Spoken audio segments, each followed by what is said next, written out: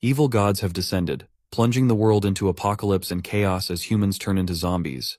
As always, our MC is betrayed by his girlfriend and best friend, but he somehow magically goes back in time to change everything. Along with this, he gets the power to control the flames and a whole prison of evil gods at his disposal. In this prison, time stands still, and he can store food without worrying about it spoiling, and even animals and captives without fear of them escaping or starving to death. Let's find out how it all began. The blood moon rose on top of the ruined city. In the rubble of the broken metropolis, our MC, Xiaoyan, had been beaten, bloodied, and broken. In the distance, demons wreaked havoc without a single ounce of mercy for the population. Their strong strides and powerful limbs destroyed skyscrapers, tearing through concrete like paper. Under the demons' command was an army of zombies, undead monsters hungry for human flesh. The few survivors tried to run for their lives, desperately clinging to non-existent hope. Our boy was continuously trampled and kicked while he was down, a witch snickering at his misfortune. She then started dousing his wounded body with gasoline, covering every inch. The witch and the caped villain said their sarcastic farewells. While they flaunt their stolen treasure, the caped villain stole the most precious thing that Xiaoyan owned, the token of the sixth great hell. He looked at the man he considered his best friend as the gasoline painfully stung his open wounds. His only concern was the well-being of his missing little sister. The villain stimulated the token, summoning the power of a monstrous bear that was wearing the skulls of its victims as a necklace. The smug villain confessed that Xiaoyan's adorable little sister had already been dragged to her miserable resting place for being a nuisance. At least her pure blood was still quite useful for something else. As furious as he was, Xiaoyan did not have the strength to stand up, let alone fight back. The retreating survivors looked up to the villain with hope. They knew him as Shujun, the strongest ability user blessed by the gods. As Shujun took the witch into his arms and flew away, he left Xiaoyan with a painful parting gift. A lit lighter aimed to burn him alive. The giant demon continued its destructive advance until it was met with the summoned giant bear. Unchained from its restraints, the gargantuan animal wrestled with the pale demon. It was a full-on kaiju battle. At the same time, Xiaoyan's body was swallowed by the fiery ignition. He gritted his teeth through the agonizing sensation of his skin being burnt to a crisp as he desperately wished for a do-over. Xiaoyan vowed that if the afterlife exists, he definitely won't let those who wronged him go unscathed. Fueled by hate and agony, his right eye assimilated with the flames as he heard a playful voice granting him his wish. His heartbeat slowed to a crawl, and with one final pump, the flow of time reversed. The fiery power coalesced in his eye as the physical and emotional pain he felt was imprinted on his soul. Xiaoyan woke up in the comfort of his own bed, sweating from what seemed like a long and feverish nightmare. The wounds and the burns were gone. Could the voice he heard on the brink of death be real? He rummaged around the bed and found his phone. He saw the date, July 1st, 2028, 3 whole days before the apocalypse started. Putting on a shirt, he ran to the bathroom to sober up and try to make sense of what he just went through. He still could not believe that everything had started over. He felt normal and healthy. The only difference was the change in his right eye. It turned pale gold in color thanks to the fire seed left buried in him as he was burned to death. Xiaoyan quickly took a moment to calm down and adapted to the situation surprisingly fast. He suited up and went out the door. He took his first steps outside and took in the sights. His neighborhood wasn't necessarily nice to look at, but all of it would look a lot worse 3 days from now. The apocalypse will arrive, and it will turn many humans into zombies, along with the descent of strange gods. Some humans would awaken powers to stand for themselves, but resistance would be ultimately futile. Cities would be turned into hellscapes overrun by demons, with the few survivors fighting for limited resources to survive. His girlfriend, the witch Ruolan, and his best friend, the traitorous Shujun, would betray him without batting an eye. Speaking of the literal devil, Ruolan started ringing him up. Xiaoyan picked up the phone, and the shrill witch's voice immediately blared. She criticized him for not answering right away, asking if he was trying to break up. Ruolan had always been like this. Whenever something does not go her way, she threatens to end the relationship. In the past, his foolish and pathetic self would anxiously and desperately try to appease her. But now he could not give a single flying fuck. He simply answered, "Sure," confusing the witch. She was expecting Xiaoyan to beg for forgiveness like a puppy after all. Xiaoyan doubled down, finally breaking it off with the witch. He's tired of her conniving ass. He does not want to be a glorified servant anymore. He hung up and stashed his phone in his pocket. Gaining some semblance of peace, he locked in. Xiaoyan knew that he had to hurry up and take care of business with his limited time. Back in Ruolan's home, she angrily threw her phone away after being cut off before she could start cursing Xiaoyan out. That dog of hers had the gall to hang up and block her so fast. The witch and Shujun just finished a round of smashing pissers. He asked if Xiaoyan finally found out about their little fling, but that shouldn't be possible. Ruolan had the loser on a leash, never disobeying her orders and demands. Shijun just laughed. He didn't give a shit either way. He was more concerned about the message his old man sent him about collecting some ancient family heirlooms filled with spiritual energy, as something big might happen soon. Ruolan remembered her loser boyfriend talking about a family heirloom token before. She recalled that the ugly, centuries-old artifact is currently owned by Xiayun, Xiayan's sister. Ruolan believed that her dog would always come back to her for forgiveness. At that time she'll just demand the token. Pleased by her ingenuity, Shijun straddled the witch, and they went for another round of hide the sausage. The token they were just talking about was a poorly maintained slab of antique. Xiayan had rushed over 30 kilometers in a cab to his sister's school to ask for the token, ditching his day job. Xiayun asked what was wrong with his eyes, and he refused to explain. He just asked his little sister if she trusts her big bro. They have been incredibly close since they were young, so obviously she did. The two have always relied on each other growing up. If there is one person that Xiayun would trust unconditionally, it would be her big bro. She knows that everything he does is for her own good. Since that was the case, Xiayan tasked her to pack her things and come with him immediately. She obliged and asked for 2 hours to prepare her stuff. Xiayan wanted to know why she did not even ask for further explanation. Like she said, Xiayun trusted her big bro more than anyone else in the world. He watched as she ran to pack her stuff up. He vowed that this time he would make sure that Yun would be safe and sound.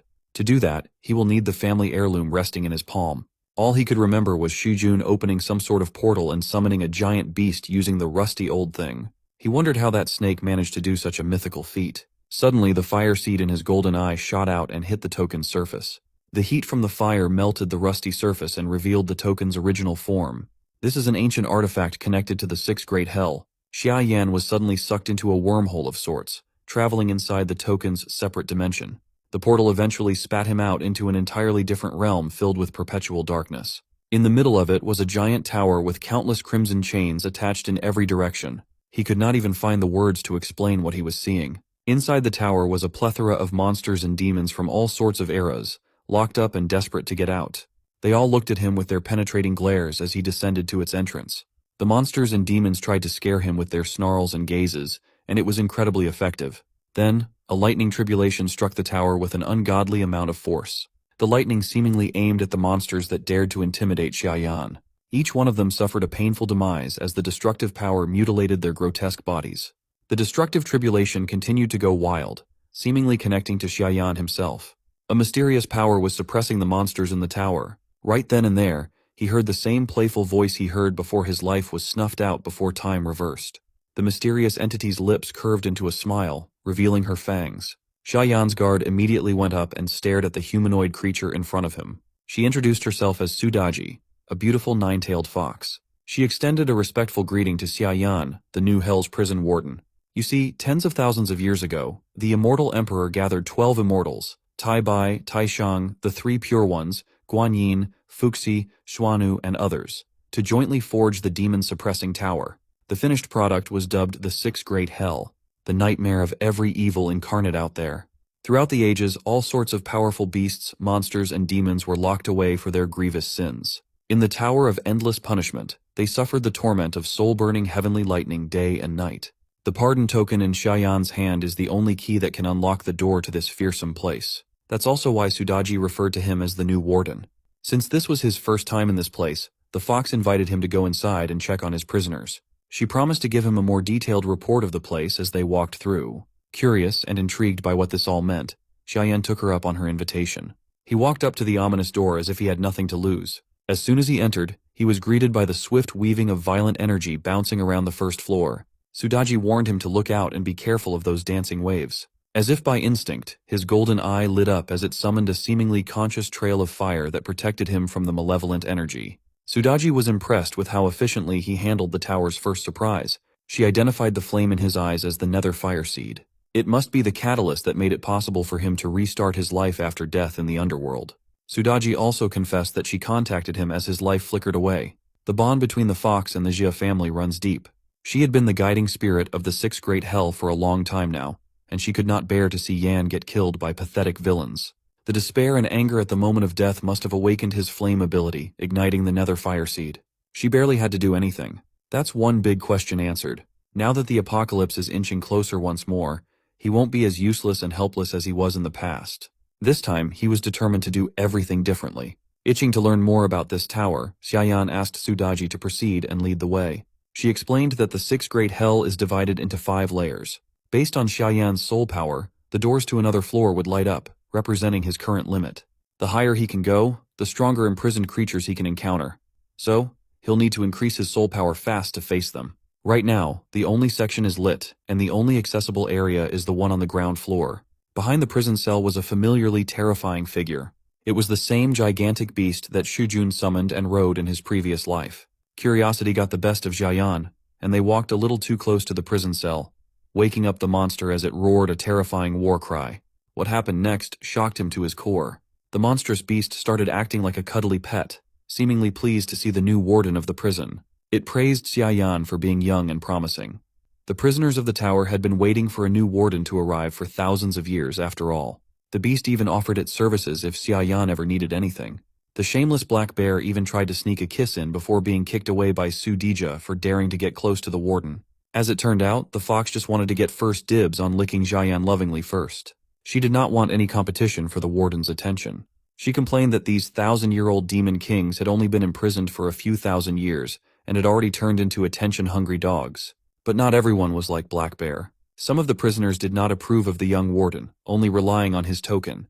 The chained-up bird-looking demon would rather get struck by heavenly lightning for another 1,000 years than grovel at the kid. Accounting for Sudaji and the Black Bear demon, it seems like the tower holds an untold number of legendary creatures. Xiaoyan let his eyes wander until they fell on the Black Bear's next-door neighbor. He could see the demon's back, a muscular body with demonic wings attached. The demon turned around, showing its humanoid face with a sharp beak. He recognized the demon from the ancient stories and myths, the thunder god, Lei Genji. Sudaji praised the warden for immediately recognizing another prisoner at a glance. She clarified that in this world, monsters are ranked as soldiers, generals, commanders, kings, sages, and beyond. Since Xiaoyan only had access to the lowest level of the tower, he could only see general-level criminals. The stronger he becomes and the higher he goes, the stronger the prisoners he could encounter. It is said that the topmost layer even held sage-level immortal criminals. Sudaji had heard Lady Nua sigh about how they once held god-level beings in the tower, but they had been lost to the sands of time. The fox urged the young warden to work hard and ascend the ranks to control the entire prison. Xiaoyan was more than just a little overwhelmed by the scale of this responsibility. The tower is more formidable than anything his mind could have imagined. The general-level beasts on the lowest level are already powerful enough to cause ruinous amounts of destruction with their power. The prisoners on the top floor must be world-ending nightmares. But no matter what abomination was locked up on top, they would all just be prisoners under the warden's control in the future. In the coming apocalypse, he has the potential to become the strongest. With his minuscule soul power, this is as far as they can go for now. Xiaoyan would have to absorb a lot more soul power to light up more rooms and ascend. Sudaji also expounded that soul power is different from awakened abilities. Abilities can be strengthened by absorbing crystal cores from zombies and mutants. Soul power, on the other hand, can only be obtained by killing gods. In 3 days, when those deities descend upon Earth, his hunt will officially begin. Before eradicating the gods, he needs to make all the necessary preparations. Xiaoyan found himself in the busy antique street.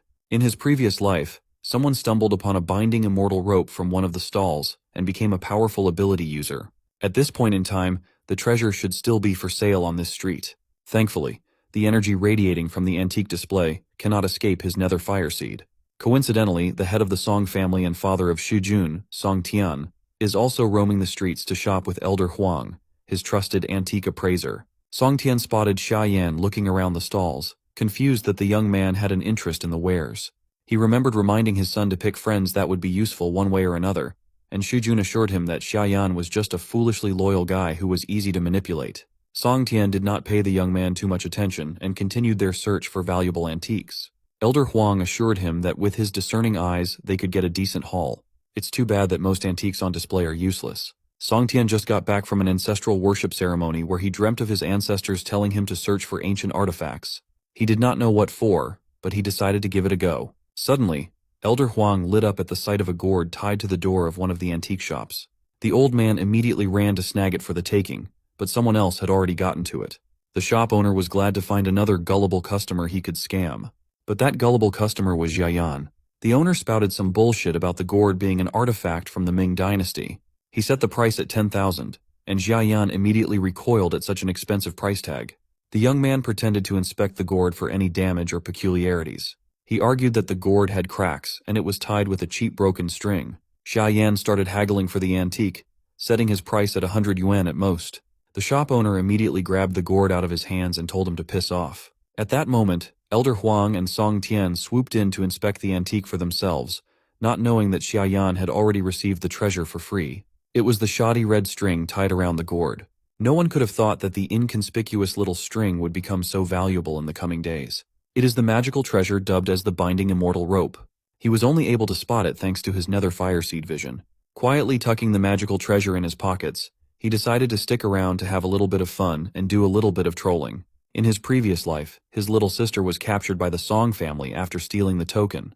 They used her as a blood sacrifice for some twisted ritual. This time, Big Bro is hell-bent on making the whole Song clan pay. Elder Huang verified that the gourd has some faint spiritual aura of ancient origin. He must have sensed the remnant power of the string. Trusting the old man's vision, Song Tian asked for the price of the gourd. Xiaoyan slyly interrupted and called Uncle Song's attention with a polite greeting. Song Tian returned the greeting and made some small talk. The shrewd businessman even brought up the ancient heirloom that Xiaoyan had, saying that he wanted to talk about possibly acquiring it later. In reply to that bold proposal, Xiaoyan raised his voice and name-dropped the wealthy Song Tian as loud as he could to attract everyone's attention. He strongly implied that Uncle Song must be trying to buy something very valuable. With the streets full of enthusiasts trying to strike it rich in Antique Street, a crowd of fanatics quickly surrounded the stall and saw the famous Elder Huang, the appraiser.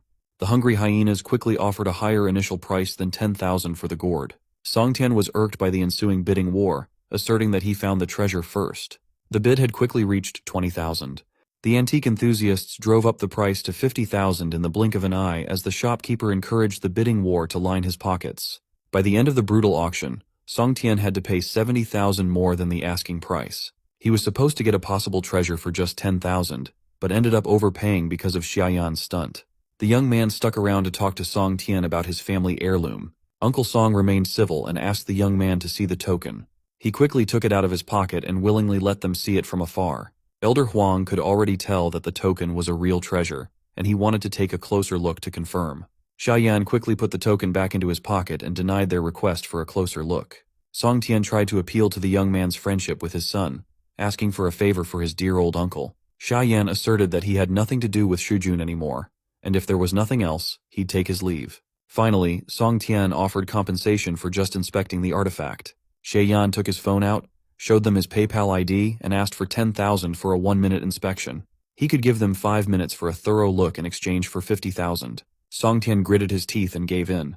Bro is just getting scammed left and right. Uncle Song begrudgingly transferred the money over, and the young man tossed the token to Elder Huang. While the suckers were inspecting every nook and cranny of the artifact, Xiaoyan was already busy spending his cash. He ordered an ample stock of water and food. Since there are empty cells in the 6th Great Hell Prison, he could just store his supplies there. Sudaji informed him that any item placed in a separate dimension would remain unchanged. He could even store some live animals there, so she requested some chickens to snack on. She was a fox, after all. He bought so many essential supplies, from raw ingredients to perishables, that the vendors might think he's starting a farm. It did not take too long for him to run out of funds. Money really does run out quickly these days. After 5 minutes, he asked the old-ass duo if they wanted to buy some time extension, but Song Tian was already sold. He wanted to buy the token for himself. When the young man responded that he was open to selling, the old men lit up with glee. But the price point he set was way too much. Xiaoyan started negotiations at 10 million. The glee on their faces just seconds ago vanished. Xiaoyan quickly retrieved the token and asserted that it was an heirloom that had been passed through his family for thousands of years. He believes that 10 million was a fair price, but he was just giving them an unrealistic offer. With that being said, he took his leave. Elder Huang believes that the token was a genuine antique, but it should only be worth around 500,000. The old appraiser believes that he could get the token for 100,000 if they negotiated. But Song Tian was done with reasonable methods. He thanked Elder Huang for his help and asked him to take his leave. The ruthless business mogul called his son, Shi Jun, and ordered him to gather some clan members to find Xiaoyan and his sister. He wanted the token and the siblings in one piece. That brat dared to mess with him for the whole day. As revenge, he would do as his ancestors asked, and prepare a young girl's blood for sacrifice. Xiaoyun just happened to be the perfect candidate. Xiaoyan could already tell that Song Tian was plotting his disgusting revenge. This was precisely what he was hoping for. He even regretted not extorting more money from the bastard. Xiaoyan was just getting started with collecting debts for the Song family's transgressions. The young man went straight to his little sister's dorm and found Xiaoyun waiting for him outside. She was all packed and ready to go. He took her luggage, ready to finally head home for the day. Before they could leave, a pretty woman with platinum hair came running in to stop the siblings. She must have run all the way through with how disheveled she looked. This is Bai Xin, Xiaoyun's homeroom teacher.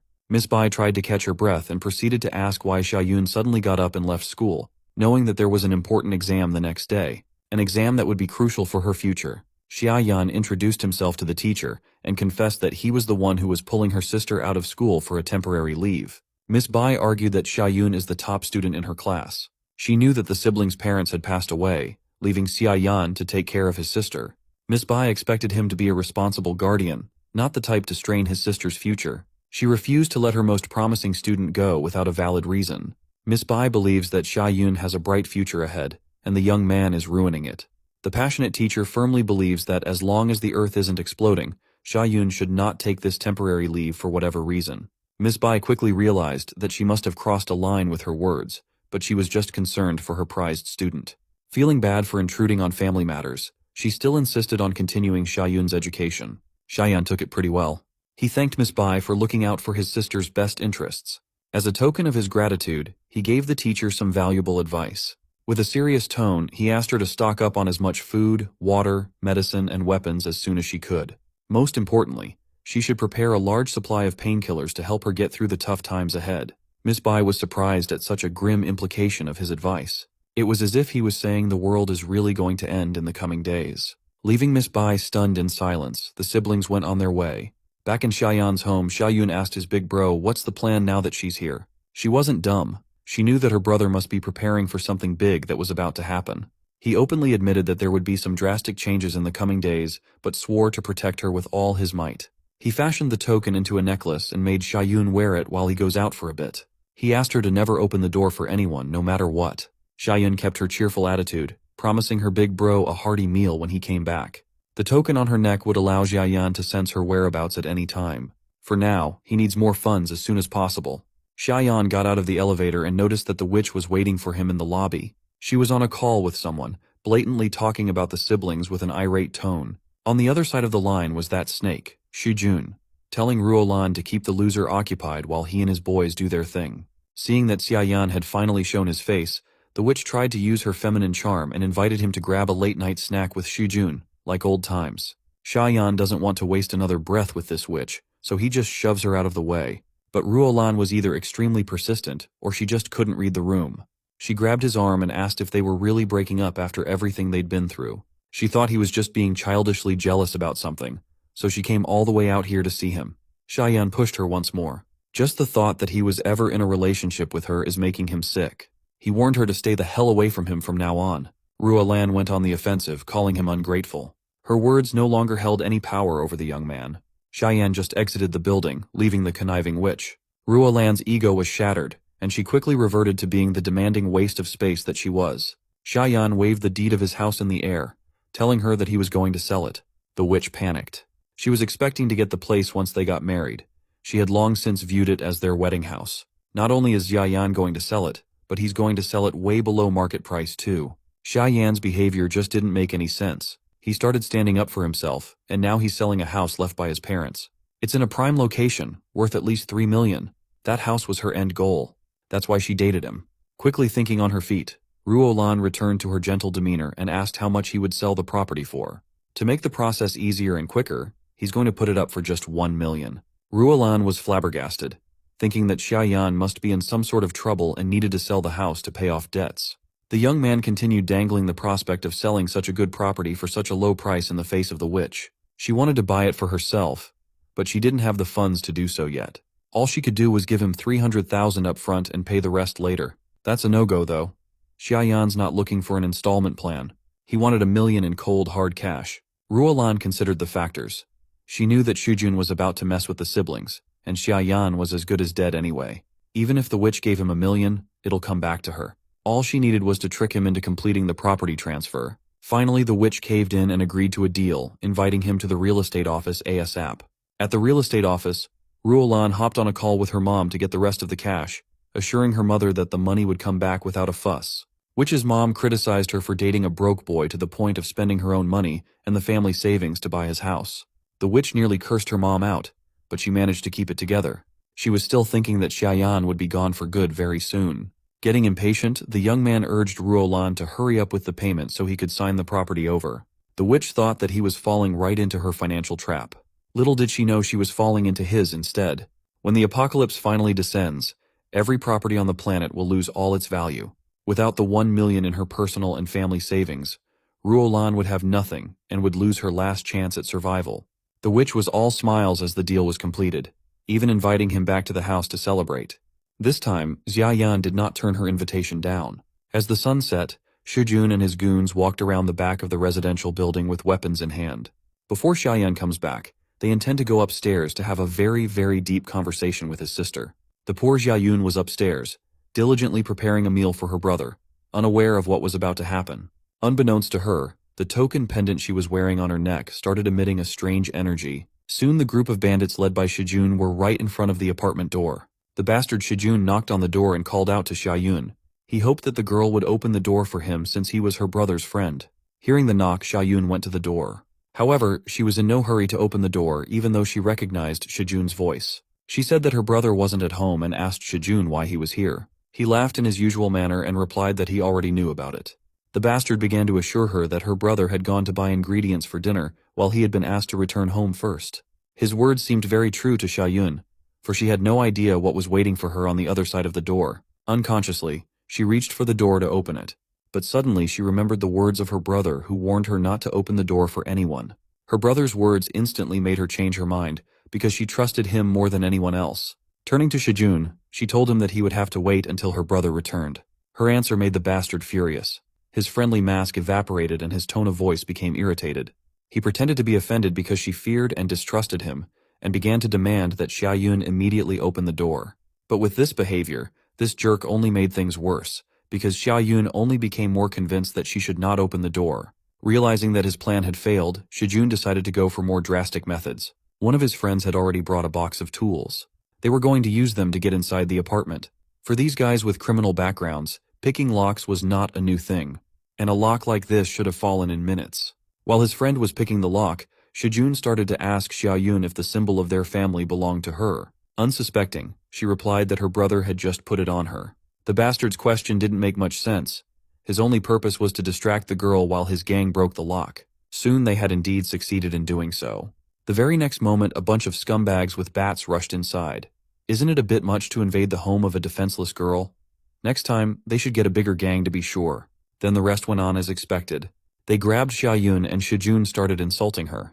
He started talking about how it would have been over a lot faster if she'd opened the door first. He felt like a god now, because he had the relic that his father wanted, as well as Xiaoyun's sister. All that remained was to bring that insolent bastard to his knees and make him apologize. After freeing herself from the bastard's grip, Xiaoyun began to ask Shijun why he was doing this. After all, as she thought, he was her brother's friend. Shijun had no intention of hiding anything else. He replied with a crazy smile that he was only friends with her brother because he was a naive fool who was very easy to manipulate. He didn't even hide the fact that he had done many dirty things, which he planned to blame on Xiaoyan. Xiaoyun couldn't believe it, but the reality was cruel. Shijun turned out to be a real bastard who kept bragging about his vile deeds, including his relationship with her brother's girlfriend. His touches were vile, so Xiaoyun demanded to let her go. However, her words only made things worse. In response to her plea, the bastard only slapped her face. He told her not to even think of screaming, otherwise he threatened to gag her with his socks. Shijun's friends were just as scum as he was. They started asking if Xiaoyun was the proper age, to which he replied that they could check it out for themselves. Who knows what might have happened next if it wasn't for someone's sudden laughter. Its owner turned to the guys and asked if they had ever heard of the wine lake and meat forest. Immediately after these words, the surroundings seemed to magically begin to change. Just a couple of moments later, the guys found themselves in a lake with a bunch of beautiful girls. The atmosphere was so beautiful that they didn't even have any questions about how they got here. It was literally a heavenly place. At least it would seem so at first glance. The girls kept hugging them and giving them meat and calling them kings. When asked if they liked the meat, the guys said it was incredibly delicious. Nothing seemed to portend trouble, but suddenly the atmosphere changed, and a white-haired girl with a wry smile said that the meat they were eating was their own. Right after that, all the girls suddenly disappeared and the water in the lake became blood-colored. The haughty smiles on the bastards' faces changed to fear and terror. The paradise place they were in had turned into a real hell. Sudaji, who had created all this on purpose, asked if they didn't like the menu. While these wretched bastards' minds were imprisoned in the world of illusion, in the real world, they were writhing in agony. They didn't even realize that their punishment had just begun. Xiaoyan only watched from the sidelines, not realizing what was happening. Finally, the bastards came to their senses, scared to death of seeing the ghost. But they still couldn't understand where the illusion ended and reality began. Shijun was holding up better than the others, but he also didn't understand where the ghost illusion came from. He and his gang had killed many innocent souls, but now for the first time they felt fear and hesitation in front of this little girl. Then the idea came to him that the reason could be this strange token. Shijun took it out and started yelling at it, calling it broken old trash that couldn't kill him in any way. But the power contained within the heirloom token thought otherwise. A clawed paw appeared from the token, and quickly made Shijun realize who the trash really was by leaving deep cuts on his face. The bastard immediately screamed in pain and let go of the token, which immediately rolled across the floor. It finally fell right at Xiaoyan's feet. Our hero picked it up and went into his apartment. He returned just in time to watch the wretched criminals in person and punish them properly. The Shijun gang immediately realized how much trouble they were in. But then the witch Ruolan appeared, demanding an explanation of what was going on. As soon as she saw the injured Shijun, she rushed over to him. The rest of the gang began to come to their senses, and Shijun ordered them not to let our hero leave with the treasure. Xiaoyan only had time to warn her brother to be careful. Confident in their numerical advantage and bats, the bastards moved forward. Attacking all at once, they hoped to win quickly, but our hero stood still. He wasn't afraid of these losers at all. However, there was a problem that Sudaji had told him about. The Raven General used his power to strike Shijun's face with his claw, but he did so without Xiaoyan's permission and used up all of his token power. The Bear General was upset that he couldn't appear and show his power, but our hero was only happy about it, because if he had shown up, the house would have definitely been destroyed. This apartment is too small a stage for such powerful creatures. Their turn will come later. He could easily deal with such a bunch of losers with his own strength. Xiaoyan didn't even have to lift a finger to send flames directly at these scumbags. The burning thugs didn't realize what was happening. This was the first time they had encountered such an incredible power. It was as if the fire was intelligent, for there was nothing burning in the room except the thugs themselves. The flames were incredibly hot, and no matter how hard they tried rolling around on the floor, they couldn't put it out. Even water couldn't put out the flames, no matter how much these losers looked to it for salvation. The flames were only extinguished when they fell dead. This was the first time Shijun and Ruolan had seen such a thing, and they were even at a loss for words. Now the main bastard Shijun was truly afraid for his own skin. He had no idea that Xiaoyan could use magic. The frightened witch Ruolan begged Xiaoyan to stay away from them, and instead remember that Shijun was his best friend, and she was his girlfriend. Our hero was in no mood to show mercy to such trash. Shijun dared to come to his house, took his sister as hostage and tried to steal a token, and Ruolan the disgusting witch had acted to distract and delay him. Just looking at them made Xiaoyan simply sick, and they still dare to reminisce about their old friendship. Shijun stood up and started to play the most innocent person in the world who doesn't understand what Xiaoyan is talking about. At the same time, he quietly whispered to Ruolan to go and distract our hero since she was his girlfriend. Shijun himself took out a knife behind his back, and continued to tell how he couldn't wait to be the best man at Ruolan and Xiaoyan's wedding. Ruolan started to play along with him and asked our hero to marry her. She was even ready to forgive him for having nothing. Isn't that true love? The only thing she wanted to know was how he got such power, and then she would love him forever. At first, it seemed like her spell had worked, and Shijun saw it as an opportunity to make a sneak attack. But it was all useless. Xiaoyan could easily see their real intentions through the cheap game. Therefore, he was ready to deal with them right now. A stream of flames from his eye captured the rotten couple and made this world a little cleaner before the apocalypse.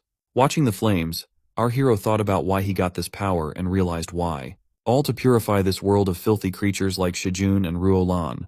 He will scorch all such filth from the face of this planet. Meanwhile, at the Song family's family estate, their entire clan gathered together to witness the clan leader address the ancestors. Song bowed before the altar and began to ask the ancestors to bless and help his family, so that their wealth would become limitless. The spirit of the ancestors appeared from the altar and demanded ancient spiritual artifacts and the girl's blood in return. The pitiful ancient flask that Mr. Song had bought so dearly did not satisfy the spirit at all. Ancestors wanted a real sacrifice and real artifacts. Mr. Song began to promise that there is nothing to worry about. In just a few minutes, Shijun should arrive with the girl and the artifact.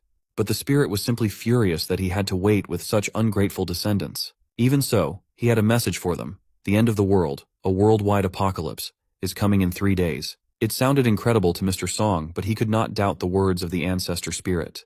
Therefore, he immediately called out to his clan, urging them to immediately send all their manpower and resources to buy up water and food in large quantities. If what the ancestor spirit said was true, the end of the familiar world would come very soon. Song also sent his assistant to quickly find Shijun and his captives. They need to make a sacrifice as soon as possible.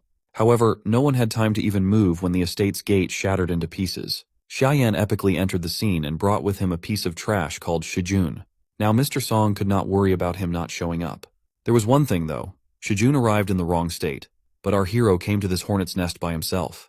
Mr. Song was shocked to see his son in such a state. He couldn't even imagine how a loser and poor man like Xiaoyan dared to do such a thing to his son, and then come to the family estate, destroying everything in his path. Song immediately ordered the clan to kill this insolent guy. A dozen bandits immediately rushed towards our hero. Xiaoyan could only laugh at their foolishness. He closed his eyes, while preparing a fiery greeting for them, and when he opened his eyes again, flames burst out. Xiaoyan tagged each bandit with a mark, and after that, nothing could save them anymore. So our hero went through their lines without any problems, and the flames hit only those who tried to stop him. Now he was left alone with the frightened Song, who immediately lost all his arrogance. Behind Xiaoyan, the remnants of the gang were squirming in the flames, and our hero was about to make the main villain pay. But even cornered and scared to death, Song wasn't about to give up. He had one last hidden trump card up his sleeve, a gun, and he was going to use it without a doubt. However, just as he pulled the trigger, Xiaoyan used his flame control ability, and blew up the gun right in the villain's hand. Mr. Song was injured in 2 hands at once. Our hero only laughed at him, saying that he shouldn't have played with gunpowder. Xiaoyan himself couldn't get enough of his strength. Even though he was of a low level, Void Fire gave him incredible abilities. With it, he could simultaneously control 10 flame sources with a volume of up to 10 square meters. But if there were explosives nearby, it could be even more. While our hero was thinking, Song used this moment to reach the altar and seek the help from the ancestors. The ancestor spirit couldn't allow the Song family's last heir to be destroyed. Therefore, it used its flame power to attack Xiaoyan. The power of this flame amplified by the evil spirits was so great that even our hero couldn't do anything. He even received substantial damage and was forced to retreat a little. At the same time, the wounds of Mr. Song and the rest of the clan members were healed. Now he had regained his confidence in himself and the strength of his ancestors again, and began to promise a very quick death for our hero. This time, Xiaoyan was facing a truly formidable opponent. To say the least, it was a real deity. Our hero really didn't expect the Song family to have their own god before the end of the world. After all, initially he just wanted to steal a few ancient things and make some money, but it turned out to be more complicated than he thought. The angry god who intended to destroy him was clearly not part of his plans. Fortunately, Xiaoyan managed to dodge the first blow. However, the deity was not going to stop. He tried to swat him as if he was a fly. At one point, it even looked like he had succeeded. Seeing this, Mr. Song began to celebrate his victory, but soon the expression on his face changed to shock and horror. What caused this? Well, it was simple. Our boy was safe and sound, and he was also riding the god himself. To understand what happened, we'll go back in time a bit. Just a moment before the attack, Sudaji had informed Xiaoyan that the deity in front of him was a natural fire spirit. Thanks to the family incense, he had managed to accumulate a lot of soul power over the past 1,000 years. And now he was literally one step away from descending to Earth in his true body. If our guy managed to capture and absorb him, he would be able to strengthen his fire abilities as well as strengthen his soul power. Currently, his token lacked soul power, but if he dared to take the risk, there might be a chance of victory. Xiaoyan didn't quite understand what Sudaji was talking about, and asked what she meant. She said that in order to pull this off, he needed to extract his own soul power and infuse it into the token of great crimes. Then he just needed to give an order and call one of the prisoners to help him. Xiaoyan realized that he could indeed do this. However, in the event that he failed in capturing the Firestar Lord and died, the one he summoned could escape from the prison. Insidious Sudaji inquired if he was willing to take the risk, but our boy had no intention of following her lead. The fox offered him 2 options, but he chose the third. The very next moment, he began to pour hellfire from his right eye into the token, shocking Sudaji. She had not expected this turn of events at all. When she asked what he was doing, Xiaoyan replied that if he died, the hellfire would destroy the token, and without the token, no one in the world would be able to open the prison. In other words, the prisoners would never see the sunlight again. Now they had no choice but to act in Xiaoyan's interests. Moreover, they would now have a good motivation to protect him. Without a second's hesitation, Xiaoyan began to open the summoning gate. The prisoners in the dungeons couldn't help but feel it. Many of them started screaming and begging to be let out. However, this time our hero was determined to summon the great demon Black Bear. As soon as the cell doors were opened, the bear rushed outside.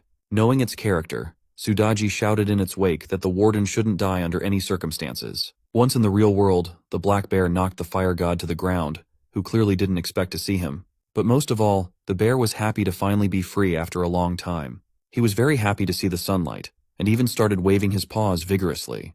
However, Xiaoyan quickly brought him to his senses. His soul power wouldn't be enough for a long matchmaking session, so he ordered the bear to act immediately. The Black Bear did not cross our hero, and replied that he had made the right choice when he called him. He rushed towards the fire god and began to strike him. Such a low-ranked god didn't stand a chance. All of the fire god's attempts to do anything were to no avail. He was shamefully defeated, with no chance to do anything. In addition, his divine body had crossed the line, making it impossible for him to use all of his strength.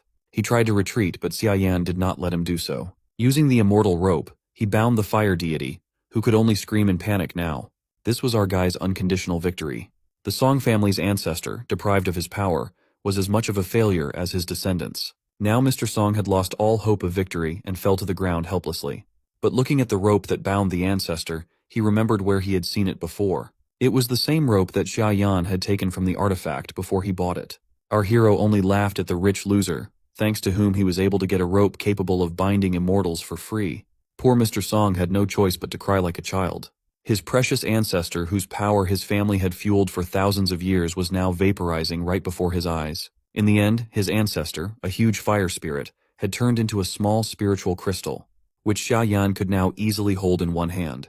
The Song family's entire inheritance was now in his hands. Now that everything was in his hands, our guy proposed to discuss a deal that Mr. Song wouldn't be able to refuse. Shijun turned out to still be alive, although he was still slumped over. So, Xiaoyan offered to keep him alive in exchange for absolutely all of the Song family's money. That was a low blow to a greedy bastard like Mr. Song. But he knew that after the apocalypse came, this money would be worthless anyway. In the end, he agreed, and Xiaoyan received the money and left to use it quickly. Shijun just couldn't believe what had happened. He couldn't even imagine being poor. But Mr. Song calmed him down, assuring him that the money would soon be useless anyway, and the main thing was to save and gather as many people as possible. For the rest of the surviving subordinates, Mr. Song ordered them to keep quiet about what had happened here and hurry up and sell their properties. Then they should exchange all the money they received for rice and water. All the supplies they bought will have to be taken to the shelter under Mr. Song's country villa. There's plenty of room and a decent stockpile of weapons. He also instructed them to contact Old Man Huan and buy up all the ancient artifacts they could. Mr. Song was just furious that Xiaoyan was the only one to be the first person who got the abilities because the end of the world was approaching. But he believed that it wasn't the end of the world, and if all the children of the Song family took advantage of the opportunity, the end of the world could be the beginning of their world domination. But as for Xiaoyan, Mr. Song was ready to do everything he could to make his life a living hell. Meanwhile, our hero headed to the biggest pharmacy in the city. Thanks to the Song family's money, he now had almost 29 millions. Of course, if he had more time, he would have learned more about the Song family. But now he should forget about them, because the main thing is to prepare for the apocalypse. At the pharmacy, Xiaoyan ordered 1,000 shanking pills at once. Of course, the pharmacist was shocked that someone needed so many ordinary medicine to reduce fever and neutralize poison. Our guy wasn't going to explain everything to her, he just wanted to buy everything quickly. If they didn't have the stuff he wanted, he could go to a competitor. Of course she didn't want to lose a customer, but to fulfill such an order she would need time and the delivery would take 2 days. Xiaoyan knew that there are only 10,000 of these shanking pills in this city, most of which are sold online. You're probably wondering why he needed so many of these obscure pills. Well, when the apocalypse begins, this unremarkable medicine will be the most important material. In his past life, Xiaoyan was infected with a zombie virus and suffered from its symptoms. He didn't want to die, but nothing depended on him. No matter how hard his little sister Xiaoyun tried, she could not find the shanking pill to save him. As it turned out, the shanking pill was the only medicine that could accelerate the awakening of abilities, and was effective in suppressing the zombie virus. Unfortunately, they didn't know about it beforehand, and all the pills had already become unavailable. Xiaoyun went to a distant pharmacy in hopes of finding the medicine for her brother, ignoring Xiaoyan's pleas not to go there because it was dangerous outside. She was caught by the villains who felt free during the apocalypse. Xiaoyan never saw her again in that life, but this time he was determined not to let it happen again. As for the Song family, they know that the end of the world is coming and will surely stock up on food. But our hero hoped that they didn't know about the most important resource in the early stages of the apocalypse, which is not food at all, but the awakened with supernatural powers. If Xia Yan could get his hands on a bunch of shanking pills, he would be able to gain many abilities that would make him like an army. He took out his token and ordered his hellfire to ignite. By doing so, he consumed the fire spirit he had sealed in the Song family's ancestral estate. Immediately afterward, he awakened the power of the flaming lotus. And Sudaji didn't miss such an opportunity to congratulate the warden for successfully improving his ability. With the power of the flaming lotus, Xia Yan would now be able to break barriers and destroy illusions. For example, now the illusion of the wine lake and meat forest will not be a hindrance to our hero. But that's not all. Also now he can now more accurately control the shape of fire and even create a fire sword for himself. In the end, absorbing that fire spirit was even more useful than Xia Yan had expected. As you can imagine, this ability was not limited to a single fire sword. As soon as he entered the dungeon, Black Bear and Sudaji began to fight for his attention. All because this dungeon had a sin karma system. Every time prisoners performed tasks for the warden, their sin karma would be reduced, and the conditions of their imprisonment would be lessened. For example, a Black Bear reduced his sin karma to 90 for helping to fight a fire spirit ancestor, and received an extra portion of meat for it. Such excessive attention from the prisoners did not please our hero, and he pushed them away. The Thunder Raven was watching all this. He despised these weak mutts who were ready to crawl in front of the warden for a small profit, and he warned our hero that if he tried to summon him, he would regret it. After all, he will not obey and simply escape from prison. Xia Yan was not disturbed by this. As his abilities grow, he will gain access to the next floor with stronger prisoners, and the Thunder Raven will be completely unnecessary for him. When that time comes, the Thunder Raven will have to beg him himself to be used by our hero. As Xia Yan's strength grew, the prison warden's token was also filled with energy. It was just in time because the blood moon was getting bigger and bigger and the apocalypse was getting closer by the day. Our guy should hurry up and spend the remaining money as soon as possible. The next day, Xia Yan went to the jewelry auction. Here he hoped to obtain a very powerful artifact. When the apocalypse comes, all the ordinary resources will be quickly looted. But they are not as important as ability enhancement cores, which can only be obtained by killing zombies or using rare artifacts. Just such an artifact found our hero. With its help, he will be able to improve his abilities from the 2nd to the 3rd level. In his previous life, one lucky guy got this stone and developed his abilities before anyone else, gaining countless advantages. But this time, it will be our hero in his place. A few hours later, the stone was put up for auction at a price of 3 millions. According to experts' estimates, it turned out that this raw stone had a huge potential, and the jadeite inside it could be worth at least 5 millions. Immediately, buyers began to raise the bids and gradually reached 4 millions. But suddenly some rich son of a bitch bid 5 millions at once, and everyone else lost interest, because if this rich bastard was interested in the subject, the others did not want to cross him knowing that he owned one of the biggest companies in China. As a reward for staying out of his way, he invited everyone to have a drink at his expense next time. Suddenly, Xia Yan entered the room and raised the bet to 6 millions. Everyone around was puzzled as to where this student had come from and where he had gotten such money to bid. One of the organizers of the auction immediately ran up to our guy and said that they have a membership system here, and to participate in the auction must have a black bank card as proof of solvency. Fortunately, with tens of millions in his account, Xia Yan already had such a bank card. As soon as this guy saw the card, his behavior changed drastically. Meanwhile, the auction continued, and the girl leading the auction asked if anyone wanted to bid more. Of course, that rich bastard was not going to give up so easily and raised his bid to 7 millions. But that didn't help him. Xia Yan didn't change his mind and immediately bid 10 millions. Everyone was shocked by such a bet. It far exceeded the price of the processed gem inside. The girl that was with that rich bastard advised him to calm down and not to continue to measure his dignity with this loser who only pretends to be rich. Surprisingly enough, he listened to her and backed off, but finally asked her what our hero's name was, and promised to memorize his name and how cool he is. Maybe the next time they meet, victory will be on his side. Finally, Xia Yan got what he wanted. Even just holding the container with stone in his hands, he could feel its power and his eye lit up with red flames. There was nothing more for our guy to do here, and he headed for the exit. Behind presented the next lot, an ancient feather fan inlaid with precious stones. No sooner had Xia Yan reached the door than the frightened cries about monster and requests for help were heard behind him. Everyone was trying to save their lives when the spirit of a giant snake burst out of the fan. This snake had an almost human face and flew straight at our hero, ignoring everyone else. Xia Yan speculated that the summoning of this monster could be due to the fact that this fan before the auction was lying too close to the stone and managed to absorb some of its energy. Besides, the end of the world was getting closer, which also gave the monster more power. After all, the world is about to fall into chaos, and such supernatural events are only small signs of the coming disaster. The rich blonde guy was not a coward at all, and in the face of unknown danger did not run to hide like everyone else. He tried to attack the snake with a telescopic stick, but expectedly it did not bring any result. The snake didn't even feel his blow and rushed straight at Xiaoyan. To everyone's surprise, Xiaoyan didn't even move when he caught the snake by the neck and put the fire collar on it. With the improved flame control, stopping the overgrown snake was easy. Then he activated the lotus flame, and the flames began to destroy the shell of this spirit. After a couple seconds, all that was left of the snake was another spirit crystal. If Xiaoyan uses it, he can gain new abilities. However, judging from the fact that this spirit's level wasn't high, he would only be able to obtain a small ability from it. Xiaoyan was about to leave when the rich blonde man behind him fell to his knees. He recognized that our hero was a true master and wanted to become his disciple to obtain a similar power as well. However, he would have to wait, all in good time. After a couple of hours, the front of Xiaoyan's house was covered with boxes and cages with animals. This all started to attract the attention of his neighbors.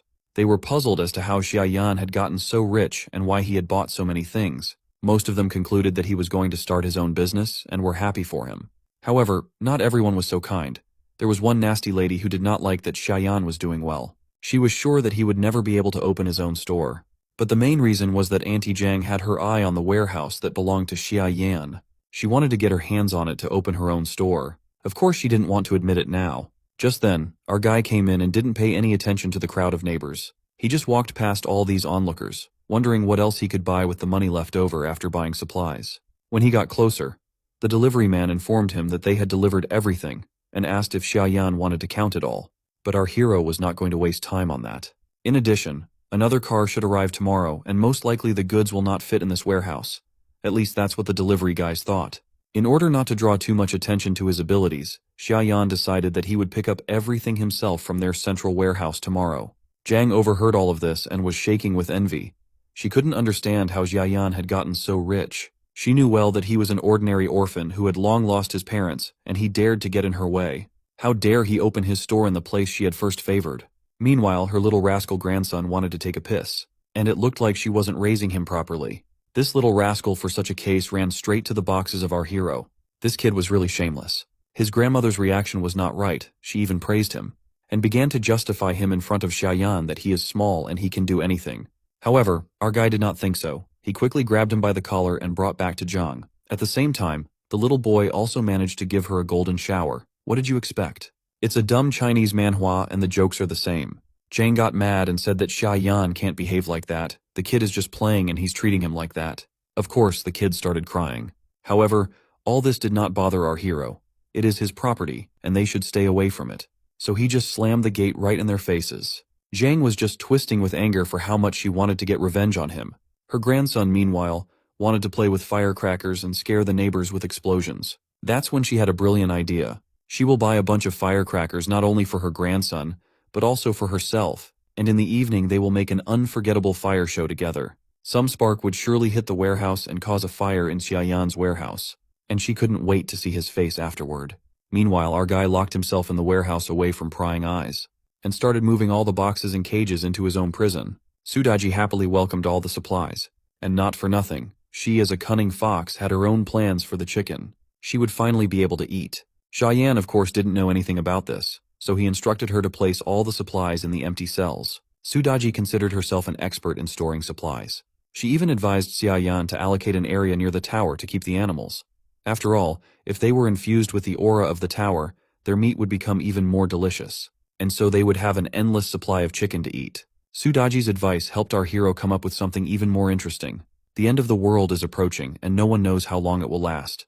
Therefore, a smart idea would be to send more different animals to this prison that will help keep human civilization alive. Hearing this, the black bear advised Xiaoyan not to stop at animals and start growing edible plants here. But for that, he would need seeds and fertile soil. Only then would he be able to grow and multiply his supplies, not just endlessly storing supplies in the empty cells of the prison, which would run out sooner or later anyway. Fortunately, Xiaoyan has already purchased enough seeds, but the ground around the dungeon is barren and empty. It is completely dry and unsuitable for agriculture. Fortunately, our hero was not completely stupid and came up with a very simple solution. He went to the nearest suburb to an empty field, and decided to experiment how much land from the real world can hold his prison. Xiaoyan started collecting as much soil as his ability could hold.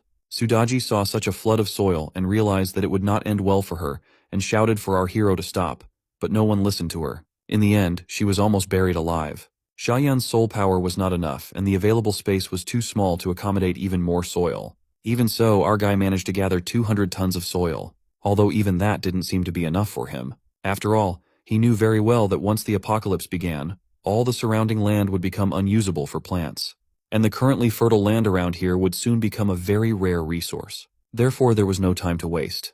Meanwhile, his evil neighbor Zhang started to execute her devious plan and bought a whole box of firecrackers. She just couldn't wait to watch Xiaoyan's warehouse burn down. Suddenly, her grandson ran up to her with an antique mirror in his hands and offered to look into it. Zhang didn't know where he got it from and assumed he could have stolen it from the store where they bought firecrackers. But instead of scolding him for stealing, she praised her clever grandson for giving gifts to his grandmother. There's something wrong with this family. This crazy grandson claimed there was someone in that mirror who really wanted to meet his grandmother. So he forced her to look in the mirror. Right out of it looked at her a demon from ancient myths and legends, but he was more alive than all the living. Frightened, Zhang immediately threw the mirror away, scared to death.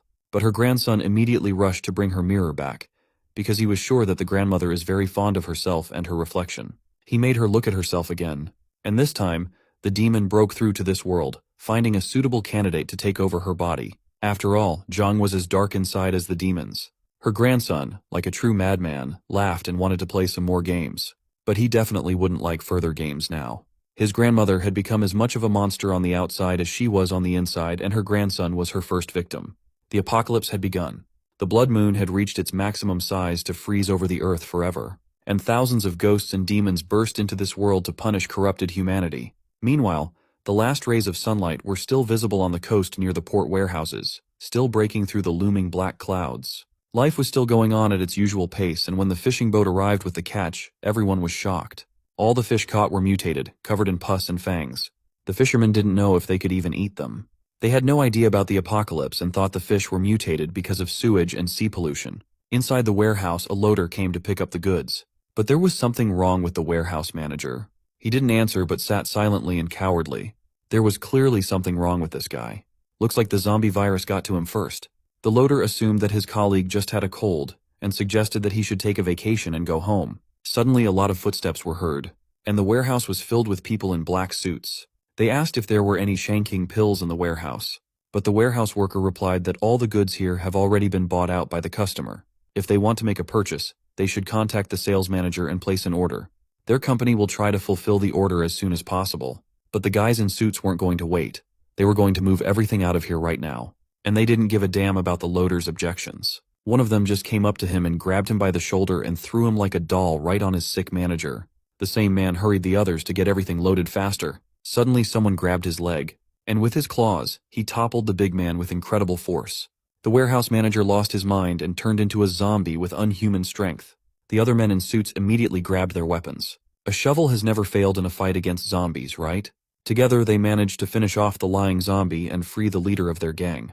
The zombie was defeated, but no one realized what it had just been. In addition, the gang leader had a deep claw wound on his leg, and the zombie virus had already started to enter his body, but he didn't pay attention to that. The main thing for him was to follow orders and get the medicine. If anyone tried to interfere with them, they had to be eliminated immediately. Suddenly, a voice called out to them from the entrance. They weren't expecting visitors at all. It's Xiaoyan, who came to get the pills he spent his own money on, and these rascals are trying to steal them. The end of the world hasn't fully arrived yet, and these idiots are already rushing to die. The gang leader thought otherwise. He claimed that this entire logistics port, including all the surrounding buildings, belonged to his boss. The goods hadn't left the port yet, so why didn't Xiaoyan do them a small favor and cancel his order? For this, he could ask for any compensation he wanted.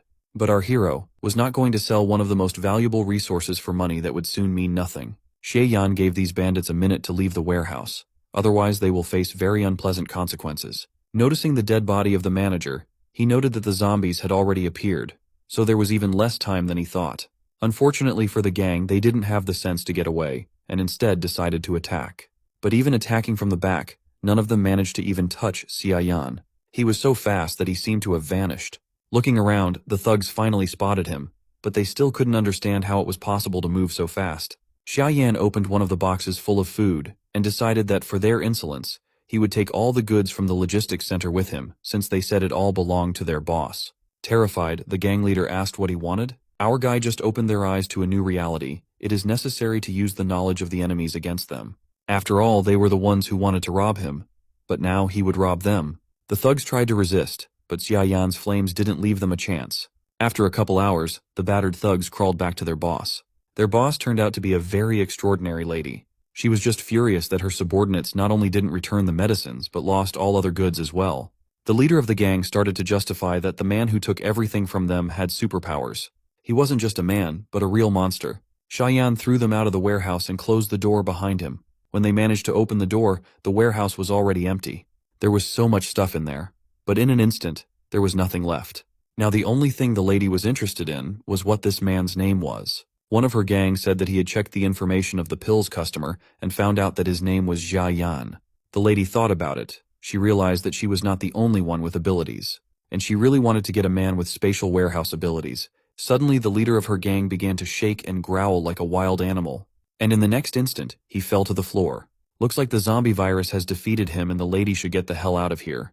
But the lady did not seem to be frightened at all. Moreover, she immediately concluded that the virus had already penetrated into the man's brain and that even medicine would not save him. Since there was nothing to be done, she ordered the others to burn the man, warning them to be careful not to come into blood contact with him. But suddenly the man moved and rushed toward the lady. It would seem that she was finished.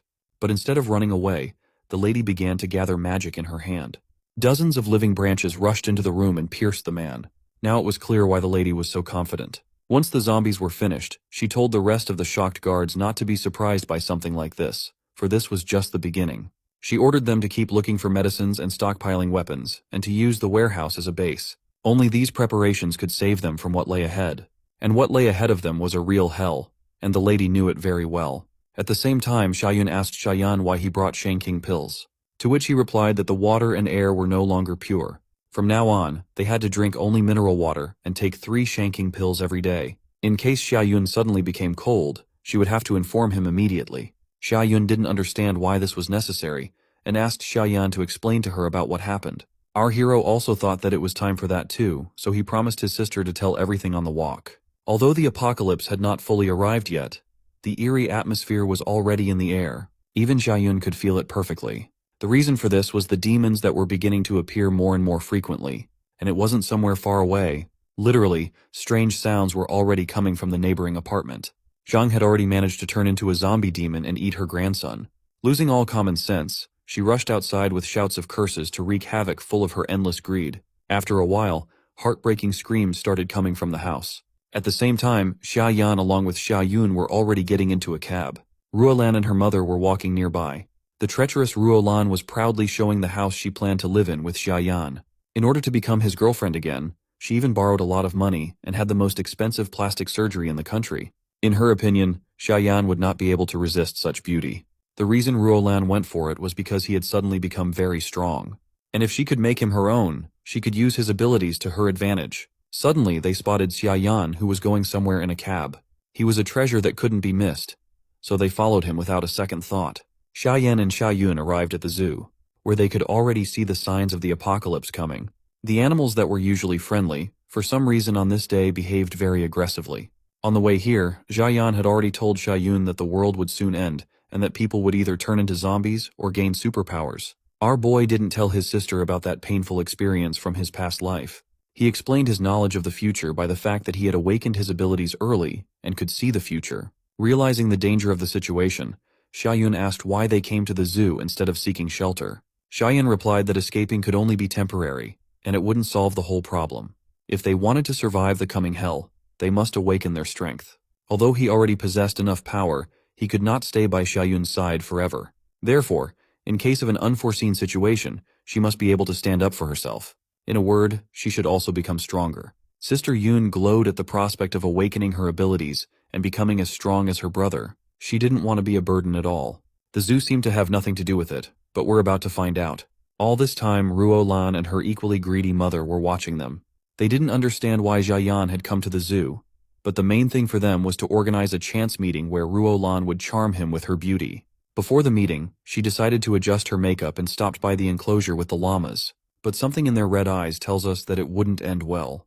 Meanwhile, Xiaoyan and his sister arrived at the turtle park. Sudaji immediately appeared and said that she felt something special in this place.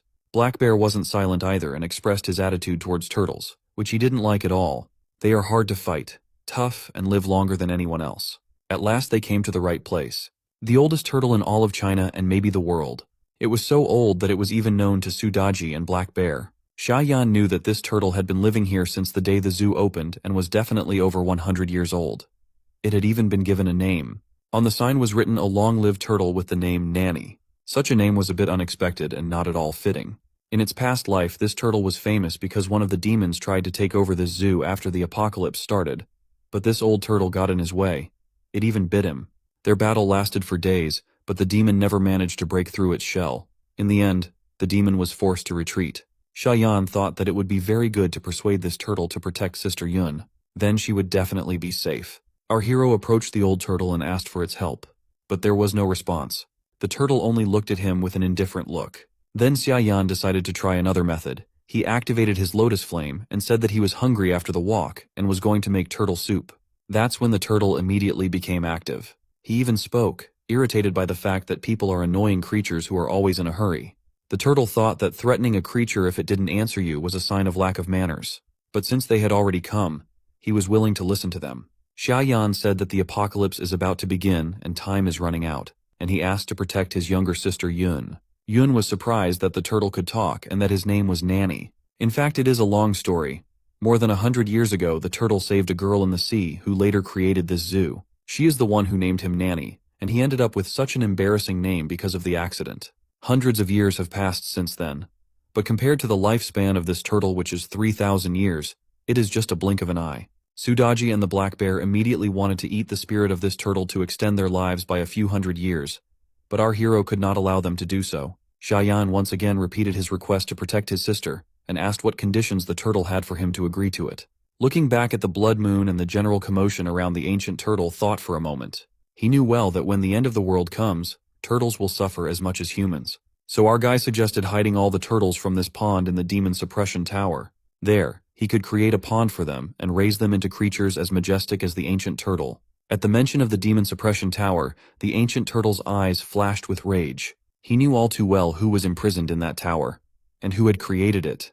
At its very top is the one who once ruled this world, and the ancient turtle was his loyal pet. He simply cannot allow an unworthy man to rule this prison. That is why he nailed to this place and waited here for hundreds of years. The arrival of the one who will have the key to the tower of suppression of demons. The ancient turtle doubted that such a young boy could run such a dreadful prison. If he failed, he could unleash creatures so powerful that the zombie apocalypse would seem like a walk in the park. To prove that he is worthy of the role of prison warden, Xiaoyan must bear the weight of 3,000 years of turtle life. Our hero prepared to take the blow. And with the help of the lotus flame, he began to hold the weight of the turtle. Even the ground beneath his feet began to collapse. But it didn't stop there. The turtle was getting bigger and heavier, and it seemed that the whole clearing was about to collapse under his weight. Ruolan also felt that something was happening nearby. She was sure that Xiaoyan was there and wanted to get there quickly. But before she could run, her wig was ripped off her head along with a piece of her hair. That's something that bitch didn't expect. The red-eyed llama decided it was better for this gold digger to look as she really is. Ruolan used her purse and threats to try to get her wig back, but nothing good came out of it. She only got spit in the face from a llama as the final touch to her makeup. She just got what she deserved, so she has nothing to complain about.